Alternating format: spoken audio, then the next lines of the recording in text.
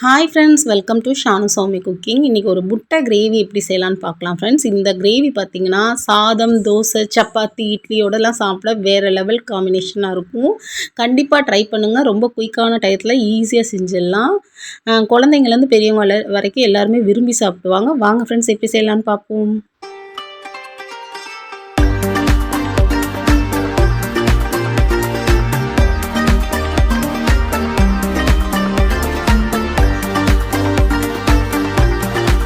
இந்த முட்டை கிரேவி செய்கிறதுக்கு முதல்ல ஒரு தாளிப்பு கரண்டியில் எண்ணெய் சேர்த்து முட்டையை மட்டும் நம்ம பொரித்து எடுத்துக்கலாம். இந்த முட்டையை சேர்த்துட்டு நான் ஒரு முட்டையை கலந்து சேர்த்துக்கிட்டேன். அது கூட பார்த்திங்கன்னா கொஞ்சம் போல் உப்பு, கொஞ்சம் போல் பெப்பர் சேர்த்துக்கலாம். சேர்த்துட்டு இது வெந்தோடனே மறுபடியும் மறுபக்கம் திருப்பி போட்டு நல்லா வேக வச்சு எடுத்துக்கலாம். நான் இதே போல் ஒரு 4 முட்டை ரெடி பண்ணி எடுத்துக்கிட்டேன். ரொம்ப டேஸ்ட்டாக இருக்கும் இந்த முட்டை கிரேவி. பிள்ளைங்க அடிக்கடி செஞ்சு தர சொல்லி கேட்டுகிட்டே இருப்பாங்க. ஸோ ஈஸியாகவும் இருக்கும், குயிக்காகவும் செஞ்சு முடிச்சிடலாம். அடுத்து பார்த்திங்கன்னா நான் ஒரு கடாயில் 2 டேபிள் ஸ்பூன் ஆயில் சேர்த்துருக்கேன். நான் கடலெண்ணெய் சேர்த்துருக்கேன். அது கூட பார்த்திங்கன்னா கடுகும் சோம்பும் சேர்த்துருக்கேன். கூடவே பொரிஞ்சு வந்தோடனே கருவேப்பிலை சேர்த்துக்கிட்டேன். இப்போ பார்த்திங்கன்னா அது கூட ஒரு 2 மீடியம் சைஸ் பெரிய வெங்காயத்தை குட்டி குட்டியாக கட் பண்ணி சேர்த்துக்கிட்டேன். இது கூட ஒரு 3 போல் பச்சை மிளகா சேர்த்துக்கலாம். சேர்த்து நல்லா வதக்கி விட்டுக்கலாம். பார்த்திங்கன்னா வெங்காயத்தை நல்லா நம்ம வதக்கி விட்டுக்கலாம். நமக்கு வெங்காயம் கலர் சேஞ்ச் ஆகி வரணுன்ற அவசியம்லாம் இல்லை. நமக்கு கண்ணாடி பதம் வரும் இல்லையா, அந்த அளவுக்கு வதக்கினா போதும். ஸோ அது வதங்கினதுக்கப்புறம் நான் 1 ஸ்பூன் போல் இஞ்சி பூண்டு பேஸ்ட்டு சேர்த்துக்கிட்டேன். இது கூட பார்த்திங்கன்னா வீட்டு குழம்பு மசாலா தூள் 1.5 ஸ்பூன் சேர்த்துக்கிட்டேன். கூடவே 1 ஸ்பூன் மிளகாத்தூள், 1/4 ஸ்பூன் போல் கரம் மசாலா, கூடவே 1/4 ஸ்பூன் மஞ்சத்தூள் சேர்த்து நல்லா நம்ம இப்போது பச்சை வாடை போகிற அளவுக்கு வதக்கி விட்டுக்கலாம். அந்த மிளகாத்தூள் மசாலாலாம் சேர்த்து வதக்கி விட்ட பிறகு பார்த்திங்கன்னா இதில் ஒரு 2 மீடியம் சைஸ் தக்காளியை கட் பண்ணி சேர்த்துக்கிறேன். சேர்த்து பார்த்திங்கன்னா தக்காளி நல்லா வேகணும் நமக்கு. ஸோ அதனால் நல்லா நம்ம வதக்கிக்கலாம். இது கூட தக்காளி குயிக்காக வேகிறதுக்கு கொஞ்சம் போல் உப்பு சேர்த்துக்கலாம். அதாவது குழம்புக்கு தேவையான அளவு உப்பை இப்போவே நம்ம சேர்த்துக்கலாம். சேர்த்து நல்லா வதக்கி விட்டுக்கலாம்.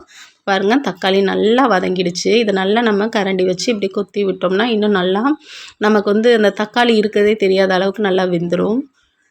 ஸோ இந்த மாதிரி நல்லா கொத்தி விட்டுக்கலாம். இல்லைன்னா நம்ம பிள்ளைங்கள்லாம் சாப்பிடும்போது தக்காளியை மட்டும் தனித்தனியாக எடுத்து வச்சுட்டு சாப்பிடுவாங்க. ஸோ அதனால தான் இப்போ தக்காளியெல்லாம் நல்லா வதங்கினோடனே நான் ஒரு 1/2 டம்ளர் போல் தண்ணி சேர்த்துக்கிறேன். இதில்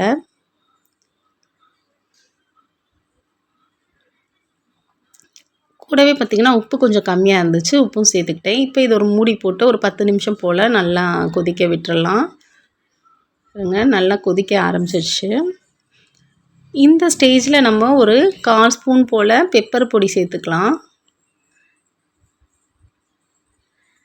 சேர்த்து கொஞ்சம் நல்லா கலந்து விட்டுட்டு கூடவே பார்த்திங்கன்னா கொஞ்சமாக கொத்தமல்லி இலைகளை தூவி விட்டுக்கலாம். தூவி விட்டுட்டு நம்ம மூடி வச்சுக்கலாம். ஒரு 2 நிமிஷம் போல் மூடி வச்சுக்கலாம். அவ்வளோதான். இப்போ பார்த்திங்கன்னா குழம்பு நமக்கு நல்லா சூப்பராக ரெடி ஆகிடுச்சு இந்த கிரேவி. ஸோ நம்ம பொரிச்சு வச்ச முட்டை இருக்கு இல்லையா, இதை ஒவ்வொன்றா இதில் நம்ம சேர்த்துக்கலாம்.